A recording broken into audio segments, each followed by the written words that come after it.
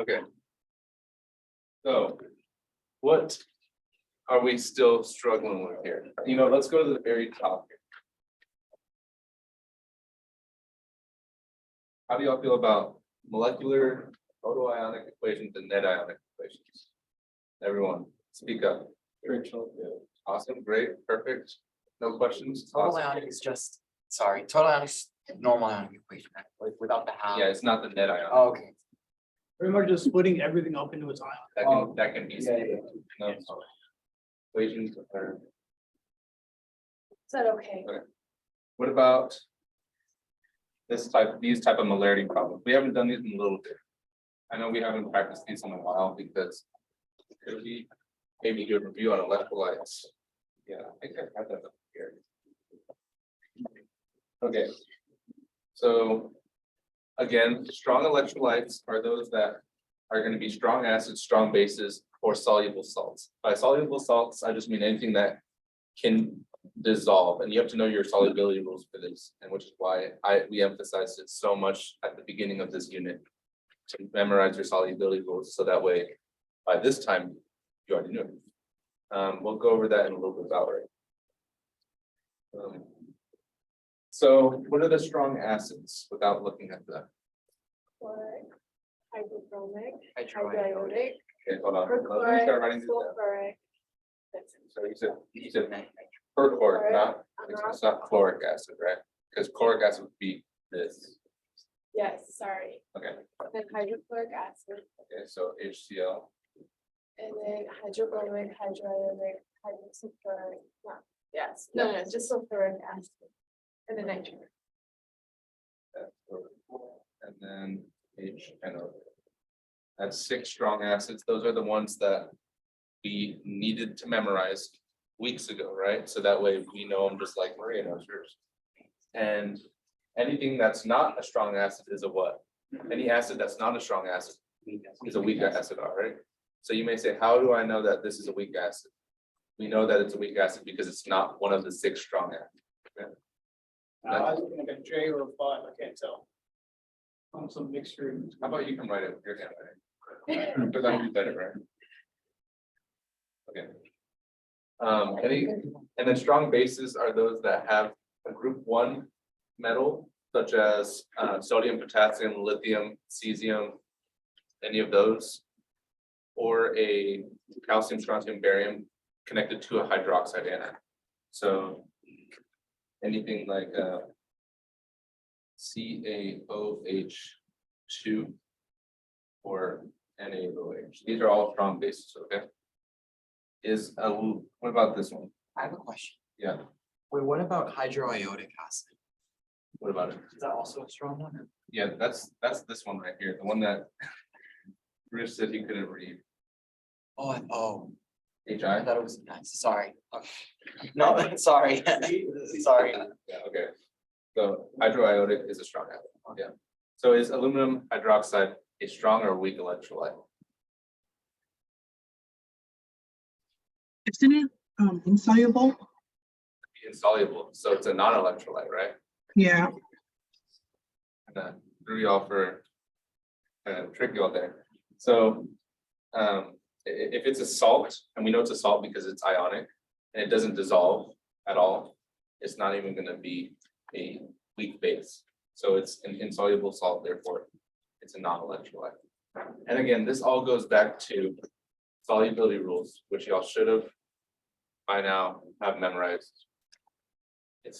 I guess it's not too late to try to memorize it, but I'm not going to go into too much detail because I already did a lot of practice with students that came to the sessions throughout all the weeks. Okay. Weak electrolytes are those that partially ionize less than 5% of the time, right? Those are weak acids and weak bases. No, as you see, there's no salts here, right? It's because you either have a salt that dissolves, which is a strong electrolyte, or a salt that is insoluble, which is a non-electrolyte. So weak electrolytes cannot be salts. That's something to keep in mind. And then non-electrolytes are just organic compounds that don't dissociate, like glucose, methanol, anything, propane, and then insoluble salts. So like we have to know that these are exceptions to halides, right?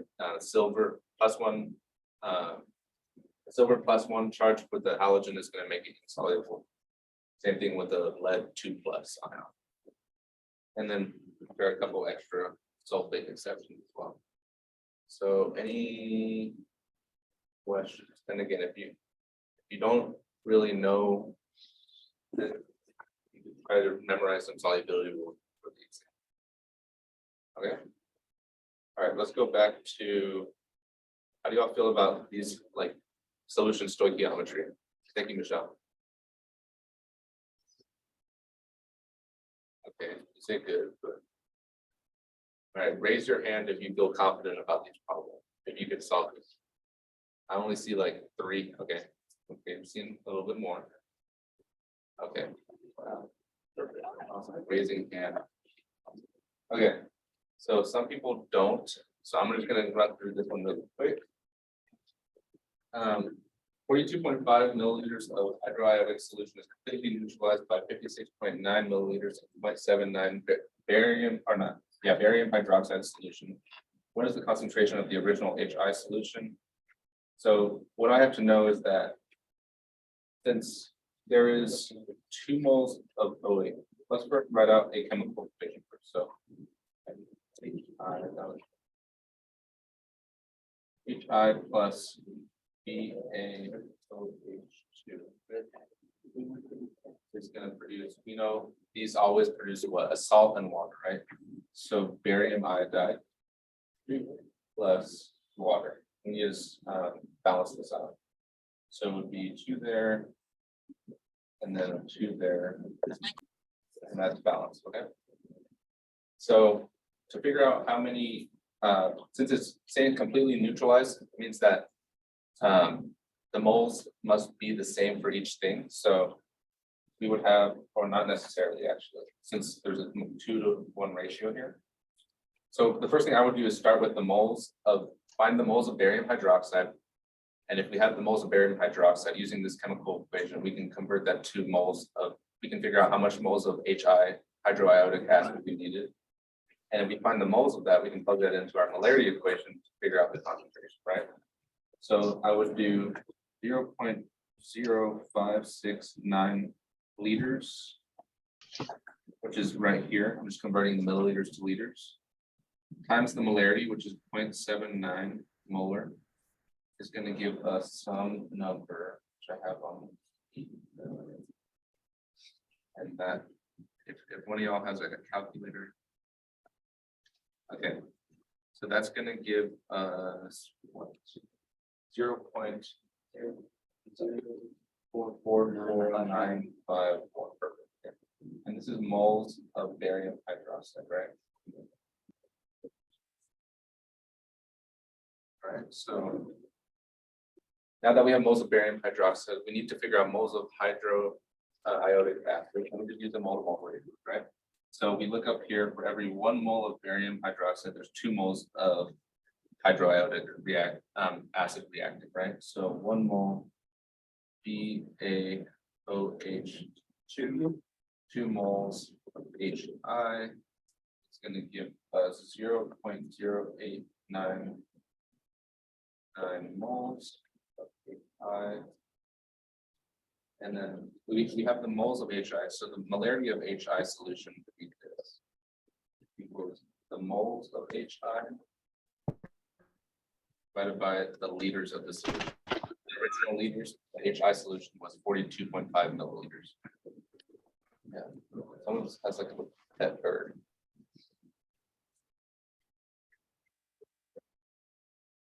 So are you able to move? Okay. So we're going to plug this part into for the moles. So 0.0899 moles of HI divided by the liters, which is 0.0425 liters. And this is going to give us 2.1 molar hydroiodic solution. Okay. So again, key thing here is to know that you have to, if you write this part out first and you know that you're trying to solve for this, and you recognize you already have the volume and you need to find moles of HI, then you should be able to notice that you have to figure out the moles of barium hydroxide because it gives you all the information to find that, right? And then if you find the moles of this, you automatically can find the moles of HI, which you can plug right into this equation to get your answer. Any questions on that? No, okay. That's the same thing, oxidation numbers. What are the rules? There's like special rules like for like oxygen and fluoride, Yeah. fluorine as well. Could you just go over like the special? Yeah, so for fluorine, what's the oxidation number for fluorine? It can only, it's always going to be -1, right? And that has to do with this, it being the most electronegative atom. So it's always going to want to take an electron rather than give an electron. All right, so what about oxygen? So oxygen is always a what? -2, except with like hydroxides or something like that. Yeah, so oxygen's always a -2, but when it's bonded to fluorine, so let's just do fluorine to oxygen bond, the oxygen's gonna have a +2 charge. All right, and then there's one more exception, it's when you have the peroxide anion. Let me zoom in here. And this is gonna have a oxidation number, each oxygen will have an oxidation number of -1, right? All right, so those are the ones for oxygen, and then you have the ones for hydrogen.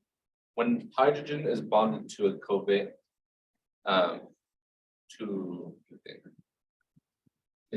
when hydrogen is found in a covalent molecule, what is the oxidation number going to be for hydrogen? +1. +1, right? And then when it's bonded to some metal, let's say metal, what's the oxidation number? -1, right? Perfect. Those are the only rules you need to know for your oxidation number. So how do y'all feel about solving oxidation number, assigning oxidation number problems? Yeah. So when you're talking about like hydroxide, is that what you're saying, or peroxide? Peroxide.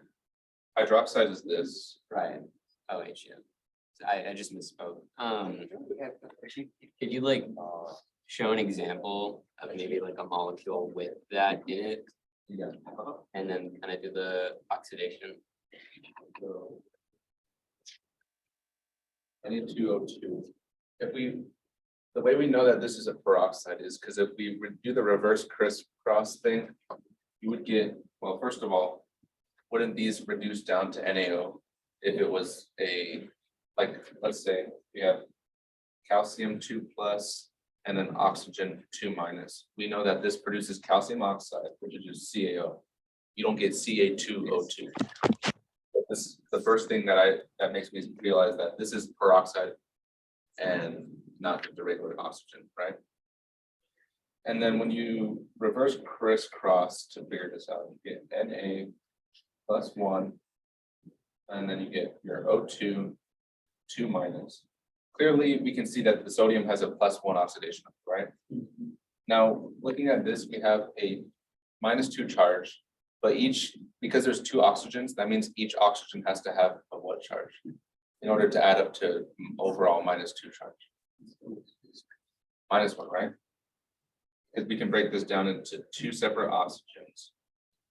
And then in order to keep the charge constant here, and so the charge here is -2, so that means the charge here must be -2. So each one must have a -1 charge. Yeah.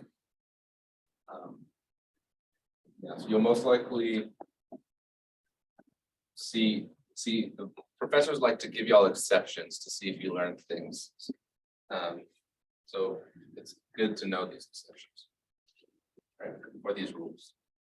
Just like when it comes to the solubility problems, whereas which of these is going to form a precipitate, 99% of the time they're going to give you a problem and the answer is going to have an exception. They want you to know the exceptions, right? It's just another way to make your life more difficult. All right, so how do we feel about assigning oxidation? Just raise your hand if you want, if you feel confident about all of this. Some people, what about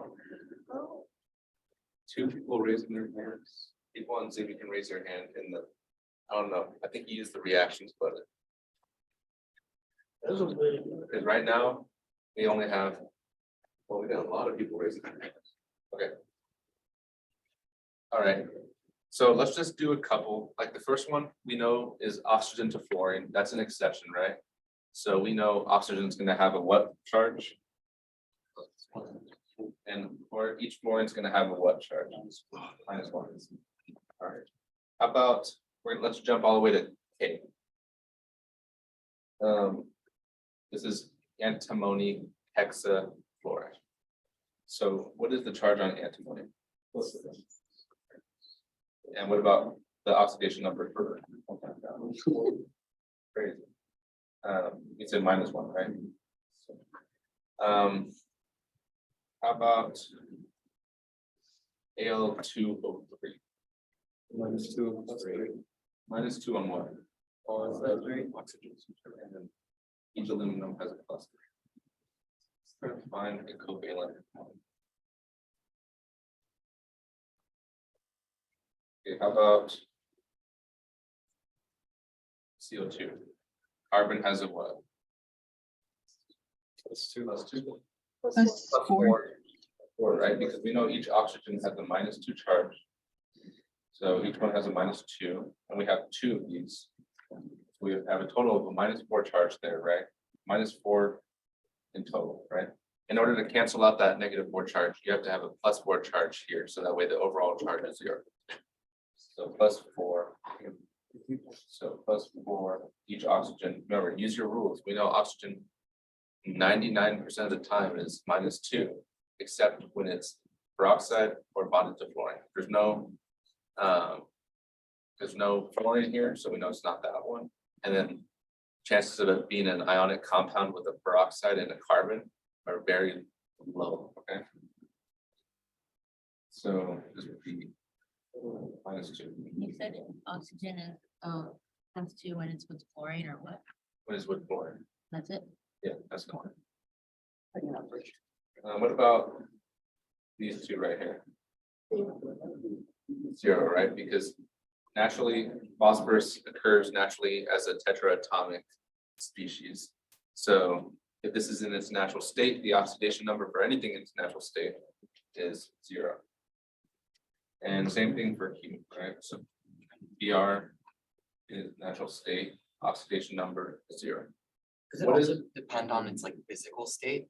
It would, I didn't put that. What would be the physical state for bromine here? Liquid. Like, right? I mean, Phosphorus is solid. phosphorus is a solid. Okay. And then what about this one? What would the physical state symbol for? Solid. Solid, right? Both. And then they would have an oxidation number. Oh, yeah. It's easier. What do you explain to my brain? It is zero. Solid, liquid, solid.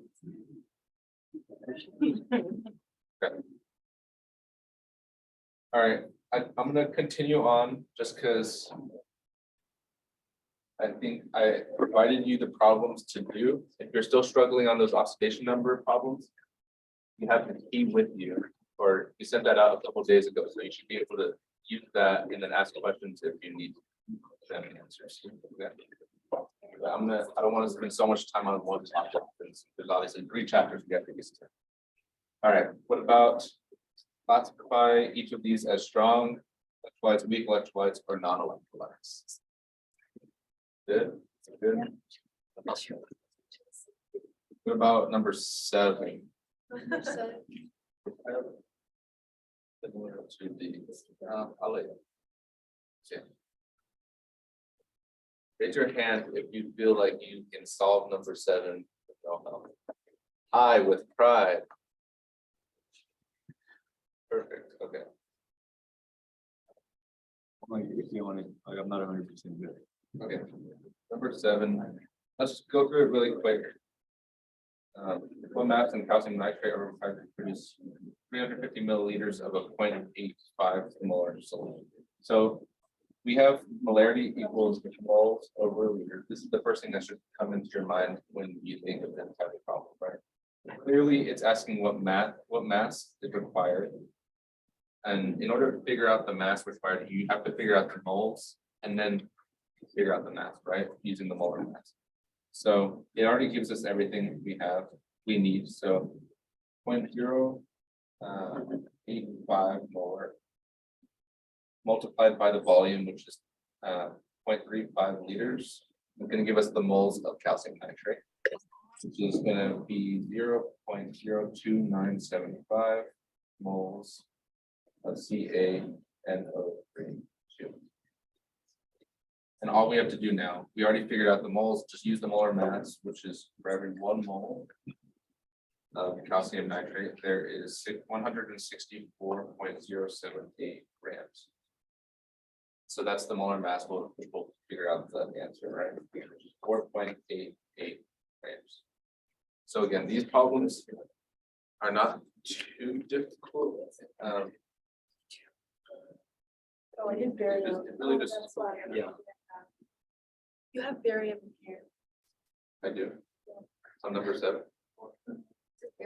You said calcium nitrate and then you put PaNO3, so I just use PaNO3. Yeah, no, me too. My bad. We did this. Okay, perfect. So for calcium nitrate, the answer is 4.8. Any questions on that one? No questions?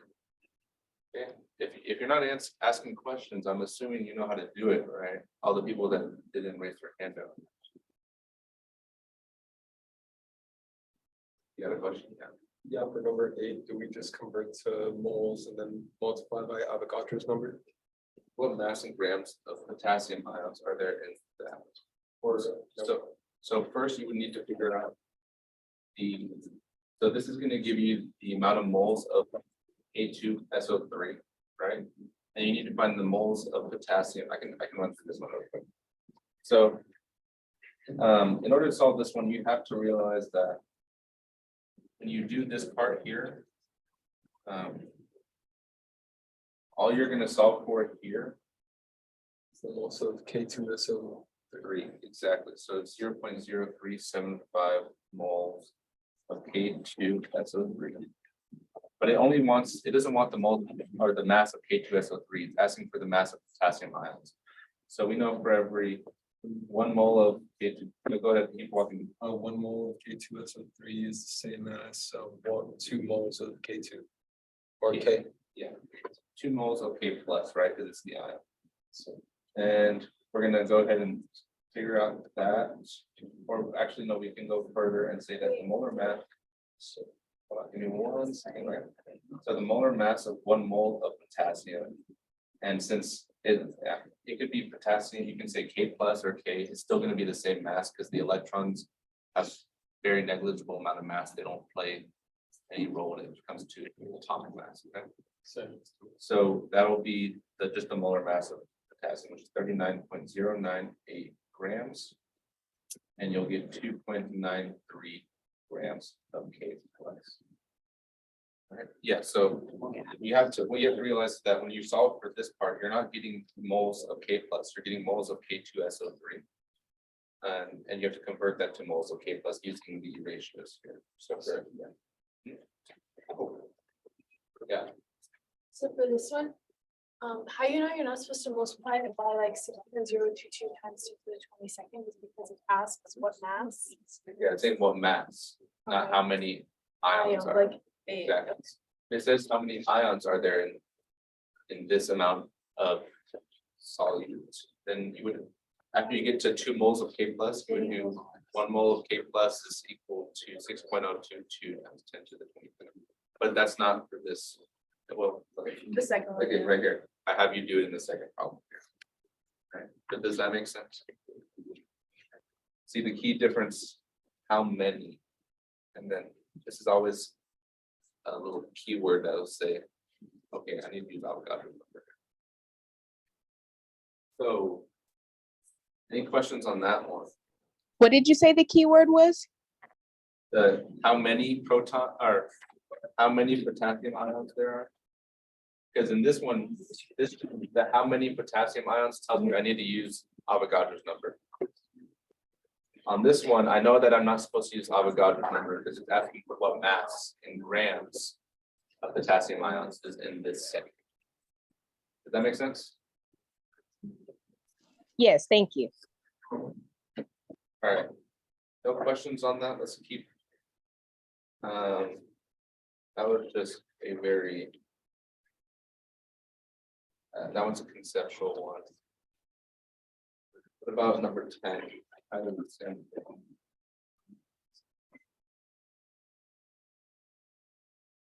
So while a lot of people for number 10 would say use their M1V1 equation equals M2V2, you could do that, except you can't always do that for these types of problems because that's assuming that the acid here is a monoprotic acid. Say you had a diprotic acid like sulfuric acid, where you have two acidic protons, you wouldn't be able to use M1V1 equals M2V2.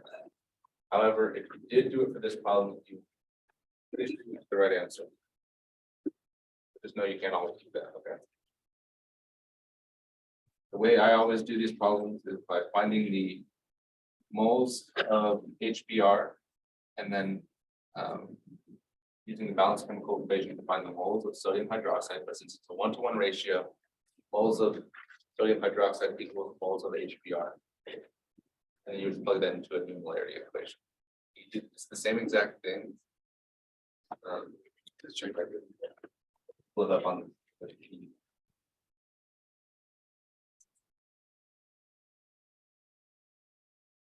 Yeah.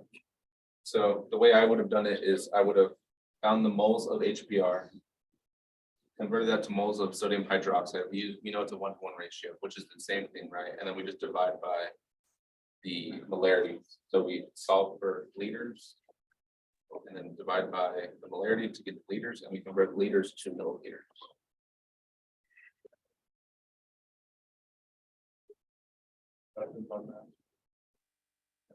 I didn't run, but I know a lot of people, or some of these people have already done these problems, which is good. Well, what topics are we struggling on, guys? I can go through, yeah.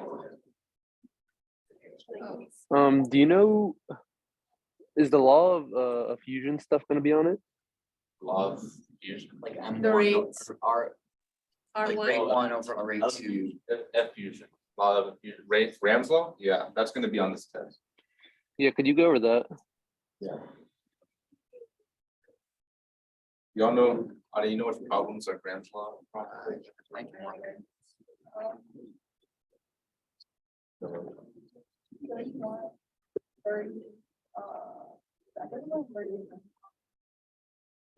Everyone is.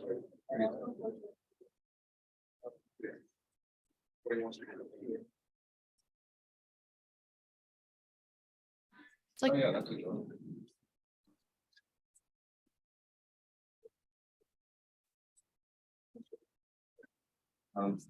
Let's do 42. All right, for the people who haven't done this problem, I'm gonna give y'all, what do you want? Let's say 4 minutes to try to work this out. Oops, someone say something in the chat, Rich? 7, 6, 8.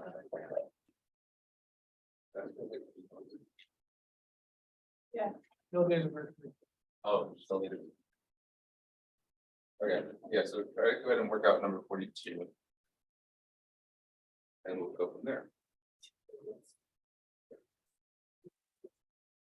So, I have another question. So for weak bases, if it's all covalent stuff, like all non-metal and then OH, that's a non-electrolyte, right? Like Weak on the base. So methanol. Yeah. Is a non-electrolyte. So there's like, you know how it has an OH at the end? Yeah. So if it had like metals and then OH, then it would be a base, right? Alright. Well, if it was like sodium hydroxide, if it's sodium hydroxide, it's a base because it can dissolve. But aluminum hydroxide is insoluble. Aluminum hydroxide is non-electrolyte, it doesn't even dissolve. I don't. So it's not even a weak base. Even though it has a hydroxide, it's a percentage, it's not hard. Weak bases are things that have like nitrogen atoms that can, That's the only thing, like it has to have nitrogen. well, you'll learn in other classes. Oh, okay, for this one. Yeah. Yeah. So, whereas weak bases don't have nitrogen and. Well, look at, if you see a salt that has hydroxide, look at it and see if it's soluble. If it's soluble, it's a strong base. If it's soluble, then it's not electrolyte. Exactly. But then what about weak bases? There's like no hydroxide involved in that at all? No. So it has to have an NH2 or NH3. Yeah, something that can accept approach. Okay. What was next? Also, wait, I'm sorry. Okay. See if Rich can answer your question, 'cause I'm gonna work on this. Okay.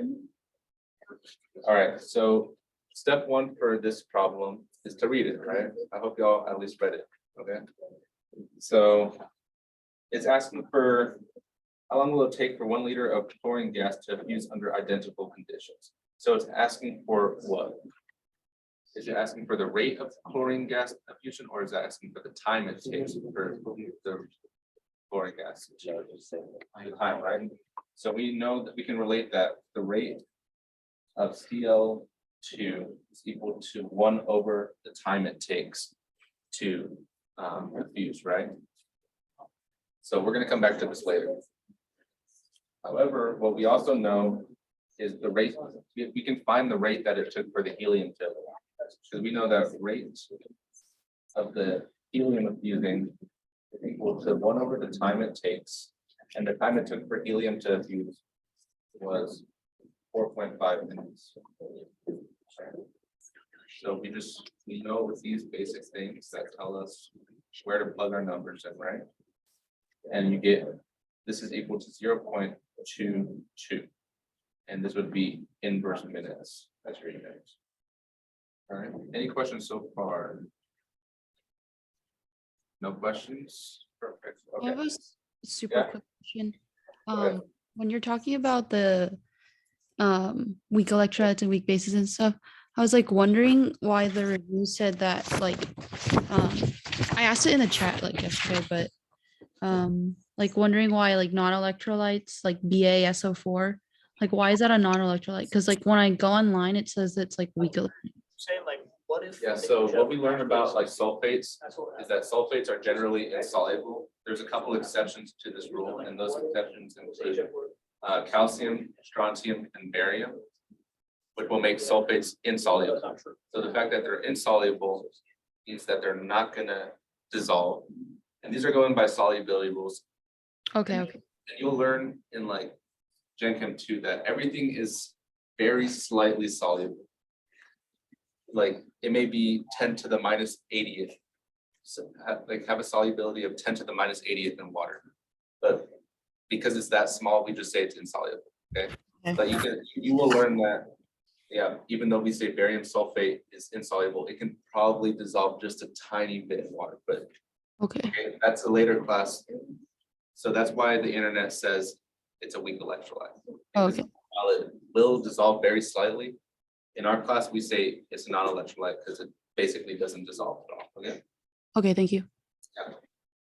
All right, back to this problem. What I did was I solved for the rate of helium gas diffusing, right? So if we write out our Graham's law equation, I'm gonna put Cl2 on top because that'll make everything easier over the rate of helium equal to the square root of the molar mass of helium over the molar mass of Cl2. All right. That's just Graham's law. Okay. If that's just something you have to memorize, right? I'm gonna move this down here so we have more space. And from here, we solve for rate of Cl2. And why am I solving for rate of Cl2 again? It's asking us for the time it takes for Cl2 to diffuse out, right? So in order to figure out the time it takes, we need one missing variable. That's the rate of Cl2, right? So if we solve for the rate of Cl2, we can solve for the time it takes to diffuse. That's why I'm going to isolate that. So rate of Cl2 is equal to square root of molar mass of helium with the molar mass of Cl2 multiplied by rate of helium. And I'm just using algebra, right? That's just algebra, to solve for the isolate rate of gas. We plug in everything we have some, we know the molar masses, right, on the periodic table. Helium has a molar mass of 4. Chlorine, Cl2 has a molar mass of 70, about 70.9. And we're gonna multiply that by the rate that helium is fused at, which we figured out up here. That's 0.22 minutes inverse, okay? And when we solve for this, we get the answer of rate of chlorine equal to 0.052255. And based on this equation up here, anyone lost so far? Or anyone lost yet? Or did I lose anyone? Did I see some people's eyes wandering? No, a lot. I didn't lose anyone. Makes sense. What about people on Zoom? Everything is good. How did you find the rate of helium? Okay. So I found the rate of helium up here, right? And it says it takes 4.5 minutes for 1 liter of helium. So the fact that the time it takes is not the rate. A lot of people confuse that. The time it takes is just the time it takes to use. The rate is the 1 over the time it takes, okay? The rate is frequency, and frequency is 1 over the period. And we just say that this is the period, the time it takes to use it. 1 over that time is going to give us the rate. Okay, does that answer your question? Yeah, that's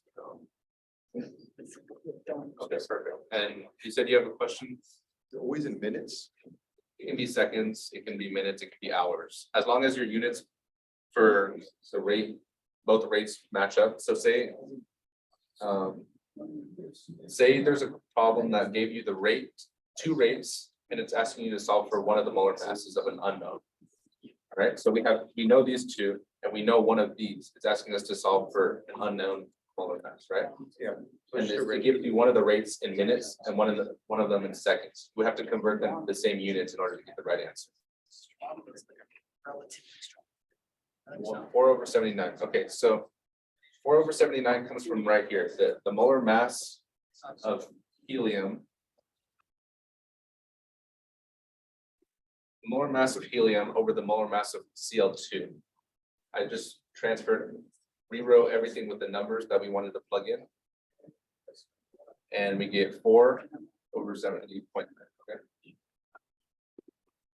All right. And when we solve for the rate of chlorine, it's this number right here. That's a 5. And we know that this is equal to 1 over the time it takes based on this equation, right? So if you just solve for T, you get 1 over 0.052255 is equal to the time of 19.1 minutes. All right, that's like probably the extent that we'll go to for this class of Graham's law problems. There is another one. I'm not going to do it just because it takes a little bit of time. It's another Graham's law problem, number 41. But it combines ideas. Can you show that problem again? The last part? I didn't understand the last part of it. Which part? This part? The part after you found the rate of CO2? So why did we find the rate of Cl2 to begin with? I know. I'm asking you that question. Yeah, yes. Anyone? You found the rate because you need to find the time it takes. Yeah, exactly. It's asking for how long it will take, right?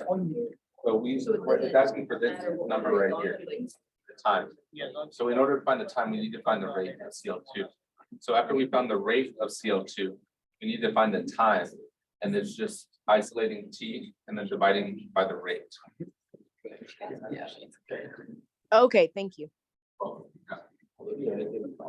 I had a question too, for the top portion of it, the 1, is that coming from the 1 liter, or will it always be 1? It's always going to be 1, and I don't know where that, well, So if you've taken like a physics class, you know that the period is equal to 1 over the frequency. That's just how it is. I don't know why. So it's kind of the same thing here. The frequency is rate. So frequency is equal to 1 over t. It's just like moving variables, but yeah, it's always going to be 1. Okay, thanks.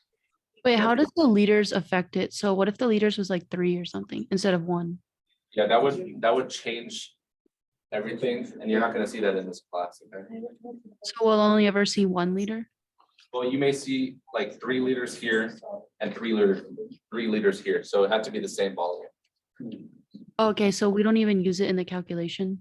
Exactly. There's nowhere to plug that in here. The molar mass is just for 1 mole of it. Or if it's like a diatomic, then it's.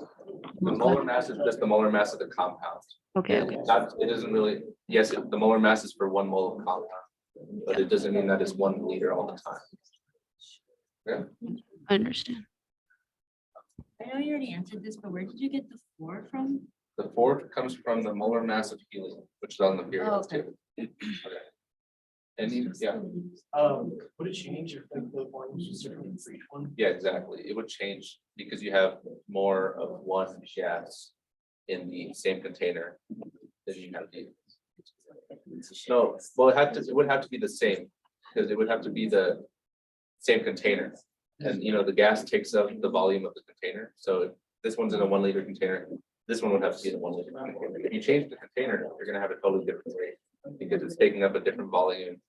They're hitting each other at different times. Yeah. So for these problems, you will always see the same volume, and it may not be 1, it may say 100 liters. It's gonna be the same for both of them. Okay, any more questions on this problem? These are good questions. I don't have a question on this one, but I just want to make sure. PV nRT, the volume stands for the volume of the container, right? The volume of the gas. And in some cases, the volume of the gas can be the volume of the container it's in, because we know gas, like I said, Yeah, it takes up the. yeah, they take up the volume of the container that they're in. Okay. Unless there's like water in there, so you subtract the liquid out, and then, Yeah, like that one problem we did on. yes. And then what's the rule? The 1 gram is equal to 1 milliliter, and you can. So that's just the density of water. Density of water, and if it says, like the compound is like, it acts like water, then you can assume 1 milliliter is 1 gram. Yeah. Okay. Yeah, okay, any more questions on this problem? And then, sorry, the 22.4 liters, where does that come in again? That's when the mole of, the volume of a mole at STP, the volume of a mole of gas. So the units are derived from like this. So when you V over N is equal to 22.4. So the volume of 1 mole of gas at standard temperature and pressure is 22.4. So that's why you can say, you can find the volume of any gas by multiplying the amount of moles of gas times 22.4. Yeah, it's the same. If you look like this, Only at STP. only at STP. It could be for anything, right? And that's at STP. Any gas. Okay, you can't use this on every problem. Then it would be, yeah. So we learned the root mean square formula, right? Yeah, I didn't put any problems on this because when I took the exam, there was no problems on repeat square. But yeah. That one was I didn't like that one, so I was kind of happy when it was on the test. But that's not saying that someone might have switched that up. Someone named, yeah, okay, what's up? Could you do number 54? 54. All right, we're gonna jump to 54. No more questions on 42? All right, keep the questions popping up, guys. Oh, all right, so actually, There's a YouTube video. I did this one on YouTube, so I explain it all on there. It takes a while, which is why I did. The ones that took a long time, I didn't want to do it in these sessions. It would take too much of the time. But it is on our YouTube channel, which is right. It should be like one of the first channels that's pop up. And this number 54 is solved on there. And you can look that up later. I have a quick question. Yeah. Can you go over like a coffee cup calorimetry and a combustion calorimetry, if you have any? Yeah. Okay, so again, there is a bomb calorimetry problem on my YouTube channel. Go like and subscribe. That's why it looks nice. You don't have to like do it completely. Could you just set it up, maybe? The process, yeah, that would help. Let's do biology here. We have a lot of bio majors here, right? Yeah, with our real STEM majors, by the way, I'd like to add. Yeah, that's true. That is for sure, true. Smash that like button, yeah, okay.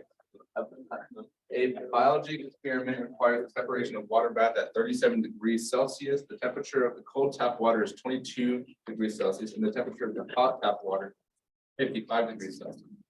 If a student starts with 90 grams of cold water, 1 mass of hot water must be added to reach 37 degrees Celsius. I'm gonna give you all, let's say, 4, 5. That's work number 1. I'll go through that.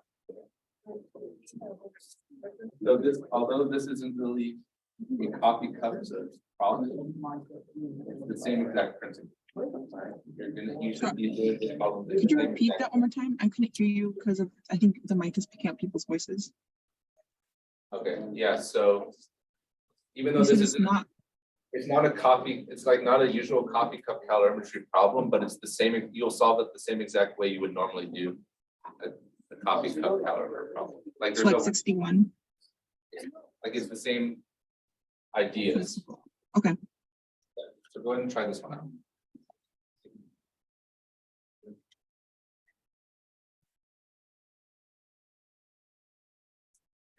What is thermal straight up heat, right?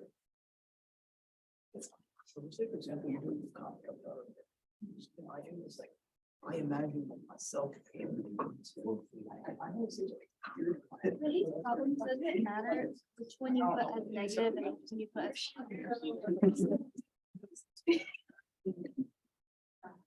It may be weird, but I guess we can print on. Yeah, all this talking, I expect the perfect score from you, okay? You know, sure, one got mad at me for missing a question class test. He told me if I didn't miss it, our class would have been the other class. He's blaming me for it. Oh, that's your fault. You're letting your class down. What did you get on the second test? On the second test, you got a 105. I heard. They don't talk about water at all. Like, I still got the same answer. Oh, never mind. Mine is water. There's nothing wrong with that. You don't have the other system ratio. Sure, whatever you say. I just want to know. It'll have to be in 2 minutes. That's Why are we using, why is the negative reaction to each, so we don't talk about water at all. All right, about 3 minutes. It's like the whole point of coffee cup. Who's stuck on this problem? Who doesn't know where to start? Okay, so. Like, the thing- You don't have to- Okay, so let me see if this helps you work. The heat lost by the hot water. No, you can't. You have to send You have to use. That's it's pretty much a blueprint to solve everything. Gained by the.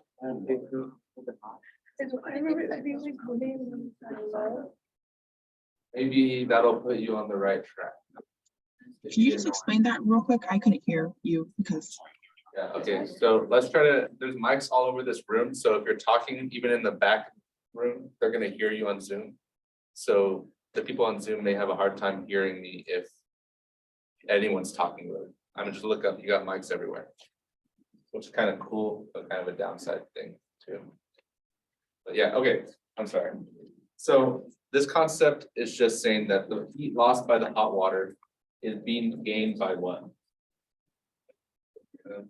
It's in the cold water. Yeah, so the cold water is gaining energy while the hot water is losing energy, right? So that's what this is saying. The negative sign denotes that it's losing energy.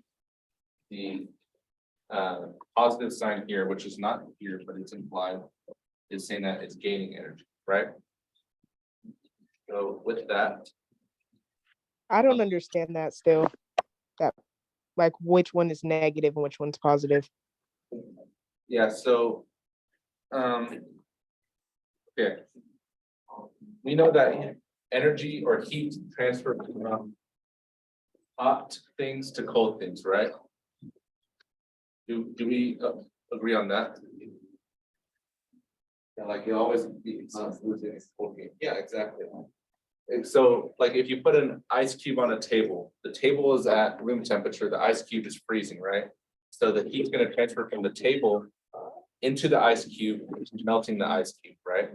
Which is why we say things that are hot, the heat moves to colder things, okay? It's just a nice basic concept or basic idea of thermal energy, right? Things move from hot to cold. Okay, so that's why the hot water is losing energy, which is denoted by the negative sign. And the cold water is gaining energy, which is denoted by the positive sign. That makes sense. Yeah. Okay, are you sure? That's an important principle for this entire test. So what will it say like if it wasn't like cold water? Like what would it say for the other thing? Because like how would you know which one was? Because it wouldn't always be like water. It would be like, isn't it like Q of the solid and like is negative Q of the water? Yeah, so sometimes you can have a metal and a metal is heated up to 100 degrees Celsius and put in water at 22 degrees Celsius, like right here. So the metal would be the negative. So the metal is heated up to 75 degrees Celsius. And then it says the final temperature of everything, including the water, is 18 degrees Celsius. If it started off hot and now it's cold, it's losing energy, right? So the negative sign says the metal's losing energy. Okay, I get that. Okay. All right, so back to this problem. I'm gonna go ahead and start writing out my 2mc delta T equation, right? So the negative mass of the first one is equal to, so M1C1 delta T1 is equal to the mass of the second batch of water times the specific heat of that times the delta T of this water. And what do we know about the specific heat of water? It's 4.184. And since we're mixing water with water, the specific heats are the same, right? So the C's cancel out. Okay? That's not always going to be the case. It's only this time because we're mixing water with water, right? Okay. So it's asking us to solve for the mass of the, what is it? What mass of hot water? So we know that this corresponds, M1 corresponds to the mass of the hot water, right? When we broke down our Q equals MC delta T equations.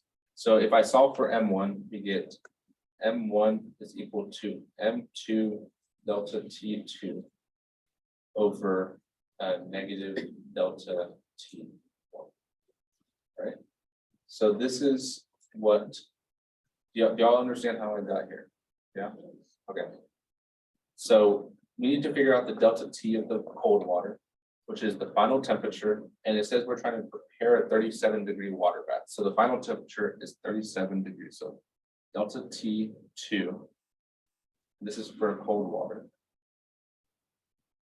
is going to be 37 minus, what was the initial temperature of the cold water? 22 degrees Celsius, right? So 22, which is equal to 15, all right? Degrees Celsius, which is our delta T2. So that would be plugged in again. All right, now what about our hot water? You know that delta T, that corresponds to delta T1 in our equation. And it's equal to the final temperature, which is, we said, we're trying to prepare a 37-degree water bath. So 37 minus the initial temperature, which was 55 degrees, right? Which is going to give us negative 18, a change of negative 18 degrees Celsius. Are we there? Are we all together on that? Yeah. Okay. So from here.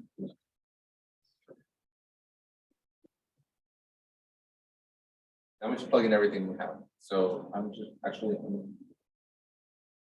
All right. So M2.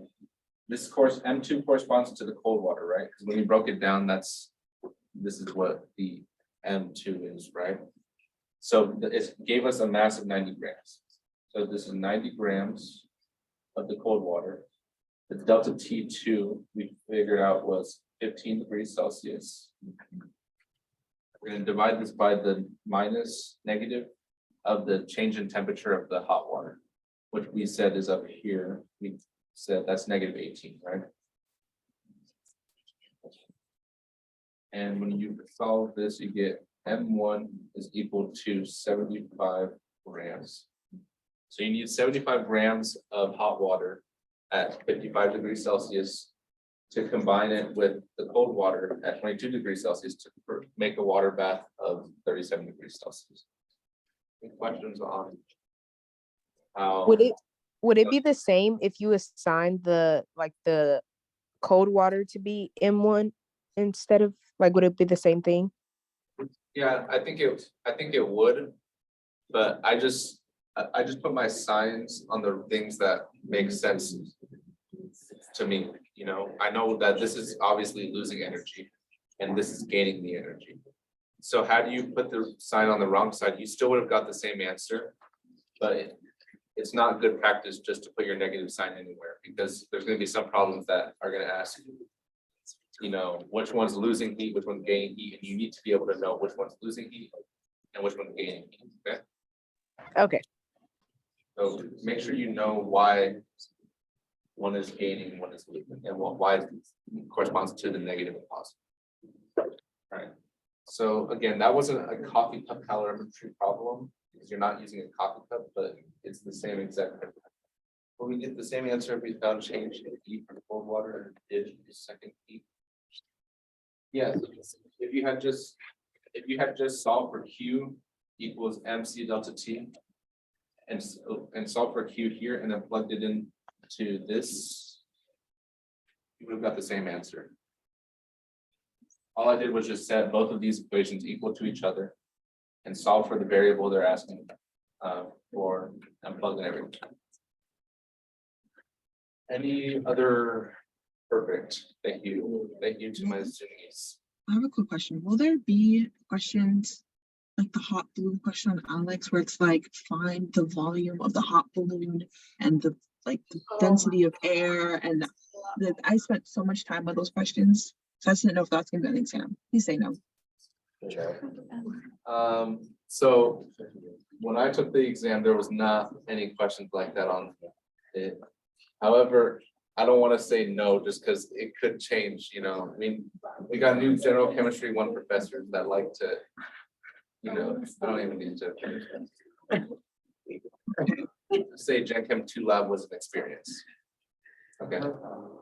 Okay, and those asking for how many candidates, oh my god, yeah, those are fun, right? Okay, any other questions on this problem specifically? You got 15 minutes left. One more really long problem. Could you just go over how to start? You don't have to solve it, just how to start a bomb combustion. Yeah. Okay, so I already have all the answer. This is again the one that's on the YouTube channel, so I'll walk through it really quick. The answer is already there, but if you actually want me to explain it more in detail, I did that on that video. Okay? So that's when I actually solved it out and went through my entire thought process. Okay, so that's probably going to be better than just watching you talk about the solution that's on your screen. Okay, I'll watch it then. Thank you. Okay. Yeah, go check out that video. Yeah.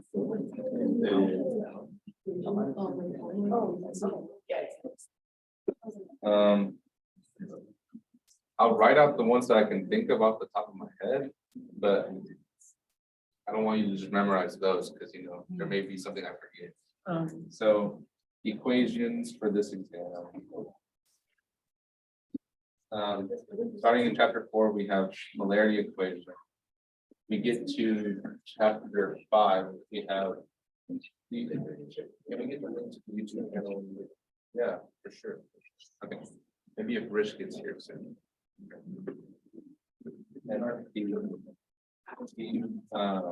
P1V1.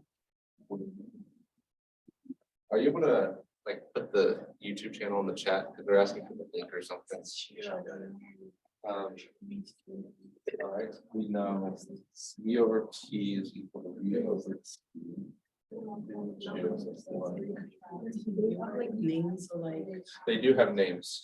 That's a lot of stuff. Boyle's law is P1V1. This is Charles's law. Yeah, We have to know like the specific name and the law, or do we just have to know the law? you do need to know the specific names and the laws and how they are related to each other. So like volume and temperature. Would you say that's directly or inversely related? Directly, right? You need to know that. Yeah. Write down the names. Correct. Okay.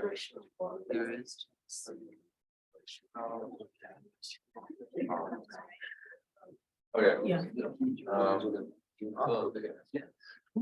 Oh, yeah, sorry, I would know it.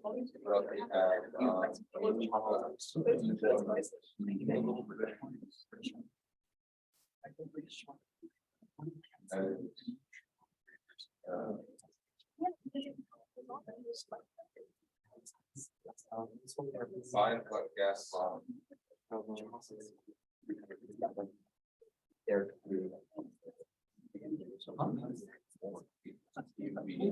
Do you guys want to know how I memorize this?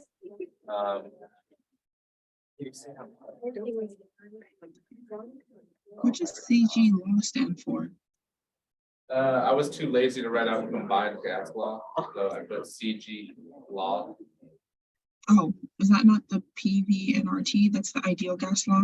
The combined gas law is PV over T is equal to PV over T.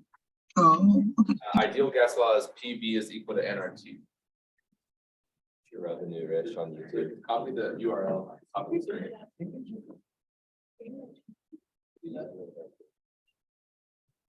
okay, yeah, I'll go viral. okay, yes. Sorry, I've been meaning to ask this question. Are we ever gonna have to like calculate delta E from the delta H equation? The only time we'll calculate delta E is the work and heat. Delta, like the delta E equal to Q plus W.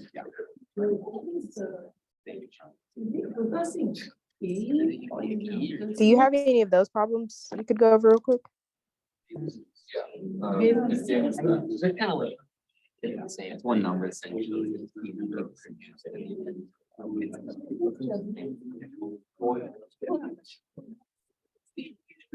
you go to the library.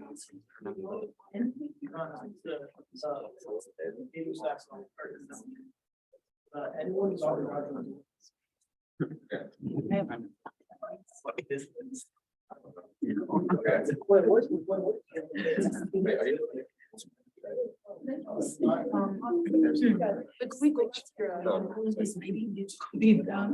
Yeah, hold on, we're gonna do these problems just because all that stuff, all those equations are things that are in y'all's notes. And these problems are things that you'll actually see on the test, right? So we should. I'll go through the equations at the end, but yeah. Okay. So for number 45.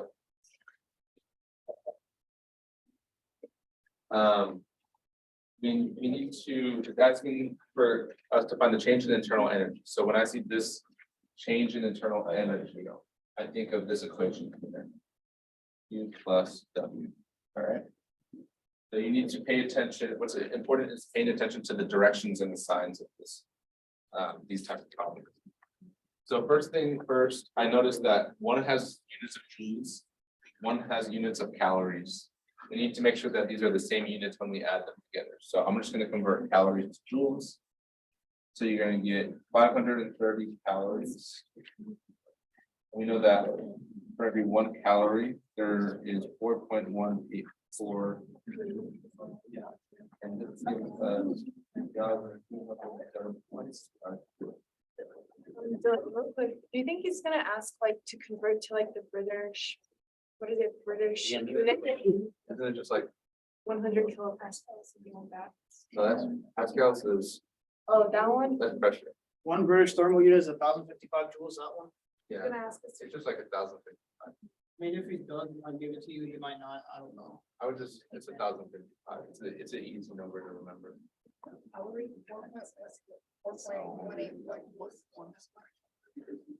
Yeah. That would- Yeah. Okay, so, it's saying a system releases 675 joules of thermal energy. This is also the same thing as heat. So if it's releasing that 675 joules of thermal energy, is that going to be positive or negative? And what? Energy is leaving the system. Yeah, and it's losing. So we denote things that are being lost as a negative sign, right? That kind of makes sense. It makes sense to me, right? Hope it makes sense to y'all. Okay, so the heat would be negative 675. And we need to see, is it going to be a plus or a minus for, it says its surroundings do 2,275 2,217 joules of work onto the system. So is that going to be positive or negative? Positive, right? So it's going to be plus 2,217.52. It's going to give you a delta E of about 1,100 or 542.5 delta E. So again, these are the types of problems that if you have to calculate delta E, it's doing it this way. How would you sig things with this? No. Don't ever ask me about systems. I think this is the third time you've asked. Yeah, I do. It's just three. You said three is the magic number. Always three? Unless it's specified. Unless you're in chapter 1.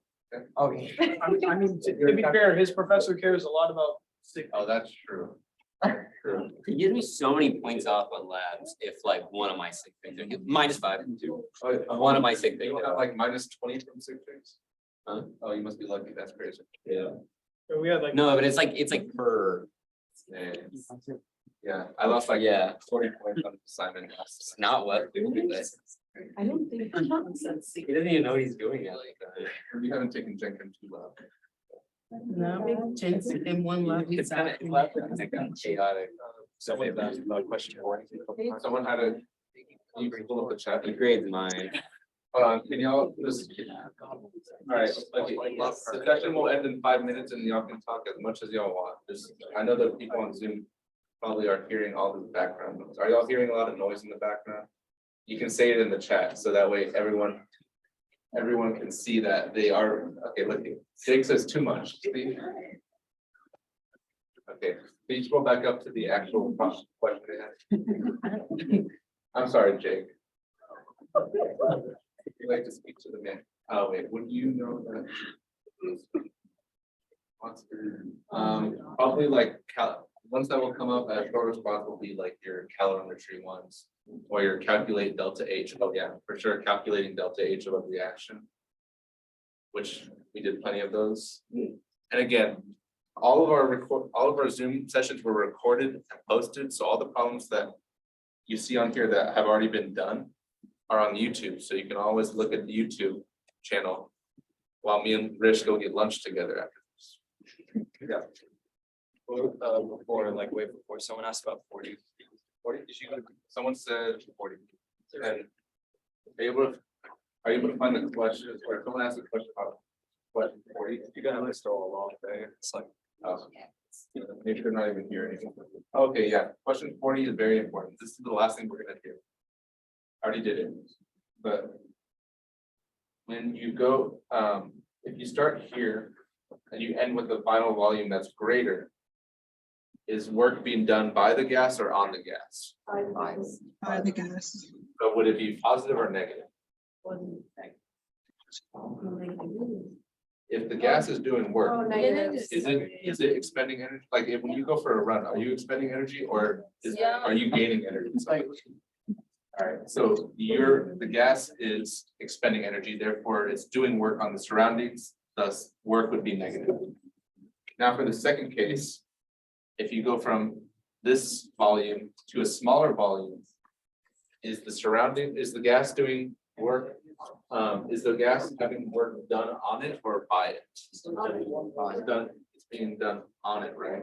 Because in order to push the cylinder or this piston down, an external force has to actually push this gas down. And I don't know if y'all ever are like squeezing a balloon, but it gets to a point where it gets hard to squeeze it any further, right? If you're weak, like I was when I did it, I guess. This would be positive work. It would be positive work because it's being done onto. Dr. Arman asked us about heat and he showed us a question like this. Yeah, I don't think I have any problems on that. So, because he said when it's getting pushed down, the particles are acting more like a solid than a liquid, so it would be positive heat. That's what he told us. I don't even understand. Yeah, well, you said doesn't make sense to me, so I'm not sure. If you. Work it, like further one bit away.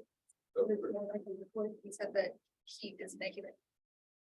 So it's losing heat as well. Yeah. Well, yeah, that makes sense, because if you decrease this, you increase the pressure, which would make the gas move faster, right? But in order to make it turn into a liquid, you have to take heat away from the gas to slow the particles down. For this part, couldn't you just do like use like Charles' law, like think about it in a way? Because like if volume's going up, wouldn't temperature go up? Sometimes like temperature is not constant in some things. Unless it says, Yeah. yeah, I would just know that. So for your test, which is tonight, Rich, I think we can end the recording. Okay. Yeah, so good luck on your test.